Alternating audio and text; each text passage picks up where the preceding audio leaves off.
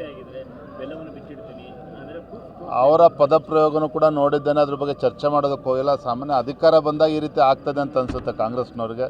ಅವ್ರಿಗೆ ಭಗವಂತ ಒಳ್ಳೇದು. ಒಂದು ವೇಳೆ ಸಿದ್ದರಾಮಯ್ಯ ಅವರ ವಿರುದ್ಧ ಕ್ರಮ ಈಗಾಗಲೇ ನೋಟಿಸ್ ಜಾರಿಯಾಗಿದೆ, ಬೇರೆ ಬೇರೆ ಕ್ರಮಗಳಾದರೆ ನಿಮ್ಮ ಪಾದಯಾತ್ರೆ ಮೊಟಕಾಗ್ತದೆ ಅಥವಾ ಪಾದಯಾತ್ರೆ ಕಂಪ್ಲೀಟ್ ಆಗುತ್ತೆ? ಪಾದಯಾತ್ರೆ ಹಲವಾರು ವಿಚಾರಗಳನ್ನು ಹಿಡ್ಕೊಂಡು ನಾವು ಹೋರಾಟವನ್ನು ಮಾಡ್ತಾ ಇದ್ದೇವೆ. ಮೊಟಕಾಗ್ತಕ್ಕಂಥ ಪ್ರಶ್ನೆನೇ ಇಲ್ಲ. ಇವತ್ತು ಒಂದು ಆ ಜನರಿಗೆ ನ್ಯಾಯ ಸಿಗಬೇಕು, ಆ ನಿಟ್ಟಿನ ಕ್ರಮ ಆದರೆ ಅಂತೇಳಿ ಎಲ್ಲ ಯಾರ್ಯಾರು ಇದರಲ್ಲಿ ವಾಲ್ಮೀಕಿ ಅಭಿವೃದ್ಧಿ ನಿಗಮದ ಹಗರಣ ಇರ್ಬೋದು, ಮೂಢ ಹಗರಣ ಇರ್ಬೋದು, ಯಾರು ತಪ್ಪಿತಸ್ಥರಿದ್ದಾರೆ ಅವ್ರಿಗೆ ಶಿಕ್ಷೆ ಆಗಬೇಕು. ಅದಕ್ಕೆ ನಮ್ಮ ಅದು ಪಶ್ಚಾತ್ತಾಪದ ಯಾತ್ರೆ ಅವ್ರದ್ದು.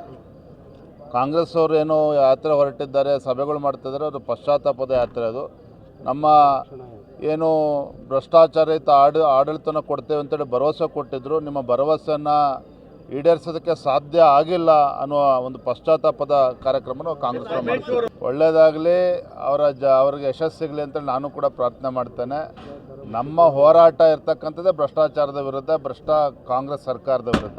ಮೊದಲನೇದು, ಈ ಸರ್ಕಾರ ಭ್ರಷ್ಟಾಚಾರದಲ್ಲಿ ಮುಳುಗಿರ್ತಕ್ಕಂಥದ್ದು. ಅವ್ರನ್ನ ಪ್ರೊಟೆಕ್ಟ್ ಮಾಡ್ಕೊಳತಕ್ಕಂಥ ಸಲುವಾಗಿ ಈ ರೀತಿ ಆರೋಪಗಳನ್ನು ಮಾಡ್ತಾರೆ. ಇವತ್ತು ರಾಜ್ಯಪಾಲರು ಒಂದು ಸಾಂವಿಧಾನಿಕ ಹುದ್ದೆ, ಅದನ್ನು ದುರುಪಯೋಗ ಮಾಡ್ಕೊಳ್ತಕ್ಕಂಥ ಪ್ರಶ್ನೆ ಇಲ್ಲ. ಇದಕ್ಕೆ ಹೆಸರುವಾಸಿಯಾಗಿರ್ತಕ್ಕಂಥ ಕಾಂಗ್ರೆಸ್ನವರು ಸ್ವಾತಂತ್ರ್ಯ ಬಂದಾಗಿನಿಂದ ಎಷ್ಟು ಬಾರಿ ಈ ರೀತಿ ದುರುಪಯೋಗ ಪಡಿಸ್ಕೊಂಡಿದ್ದ ರಾಜಭವನ ಅಂತಕ್ಕಂಥದ್ದು ಇತಿಹಾಸ ಹೇಳ್ತದೆ.